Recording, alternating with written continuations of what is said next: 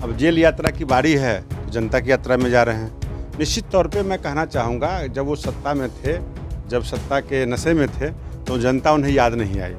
अब वो जनता उन्हें याद आ रही है। जब उनको ये जेल यात्रा की बारी है तो जनता याद आ रही है। तो निश्चित तौर पे वो जब गठबंधन में जुड़ते हैं तो अच्छा है, दूसरा को जुड़ता है तो बुरा है। नमस्कार, आप देख रहे हैं न्यूज़ 4 नेशन। मैं हूं आपके साथ नरोत्तम। बिहार के पूर्व डिप्टी सीएम और नेता प्रतिपक्ष तेजस्वी यादव आज से बिहार यात्रा पर हैं। वो आज जनता से सीधे मिलेंगे और वो कह रहे हैं कि नीतीश कुमार के पास न तो गठबंधन बदलने का कोई नियम है और न ही उनके पास कोई नीति है। हमारे साथ है बीजेपी के एमएलए हैं पूर्व मंत्री रामसूरत राय। अब तेजस्वी यादव आज से जनता के बीच में जा रहे हैं, वो यात्रा कर रहे हैं। निश्चित तौर पे जब जाना चाहिए था तब तो गए नहीं।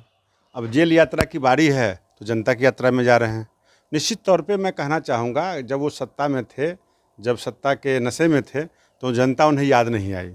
अब जनता उन्हें याद आ रही है। जब उनको ये जेल यात्रा की बारी है तो जनता याद आ रही है। तो निश्चित तौर पे वो जब गठबंधन में जुड़ते हैं तो अच्छा है, दूसरा को जुड़ता है तो बुरा है।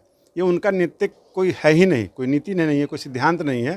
तो स्पष्ट तौर से कह देना चाहता हूँ कि उनकी जेल यात्रा की तैयारी हो रही है।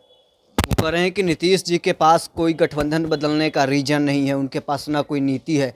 कि आप लोग के साथ भी गठबंधन में थे तो ऐसा ही था। बहुत जल्द आपको पता चल जाएगा। उनके सारे विभागों की जांच हो रही है, समीक्षा हो रही है। उसमें उन्होंने जो जो कारनामे किए हैं एक एक करके उजागर होने वाले हैं। इसी कारण माननीय मुख्यमंत्री जी ने ऐसा फैसला लिया कि सभी जगह गैर कानूनी काम हो रहे थे, एक तरफा काम हो रहे थे।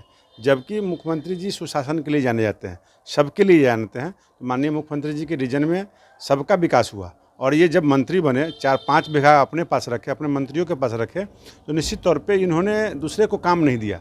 उदाहरण के तौर पे मैं कहना चाहूँगा कि मैं एक विधायक हूँ औराई से, और मेरे अगल बगल में 3 आरजेडी के विधायक हैं। उनके 40 रोडों को सैंक्शन किया गया और मेरे फाइलों को रोक दिया गया। तो ये सच्चाई है, और ऐसे जब पूछेंगे तो सभी लोग बताएंगे।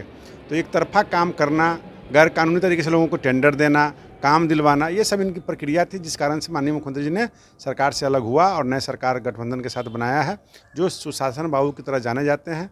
और आगे भी सुशासन की तरह सरकार चलेगी। सबका साथ, सबका विकास, सबका विश्वास।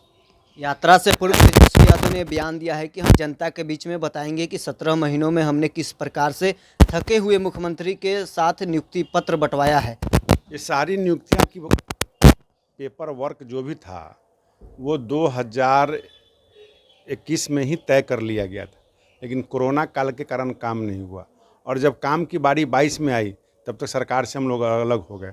चाहे वो किसी भी विभाग की बहाली हुई है तो वो एनडीए का देन है, एनडीए का प्रपोजल था। जो सारे काम हुए हैं और आगे भी होंगे, चिंता करने की बात नहीं है। तेजस्वी यादव की यात्रा से भारतीय जनता पार्टी को कोई किसी भी प्रकार का दिक्कत नहीं आएगी। भारतीय जनता पार्टी को किसी भी दल के किसी भी यात्रा से, किसी भी कार्यक्रम से फर्क नहीं पड़ता है।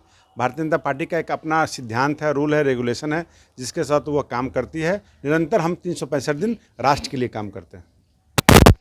तो आपने सुना क्या कुछ कह रहे थे पूर्व मंत्री बीजेपी एमएलए रामसूरत राय। फिलहाल के लिए बस इतना ही। आप बने रहे न्यूज़ 4 नेशन के साथ।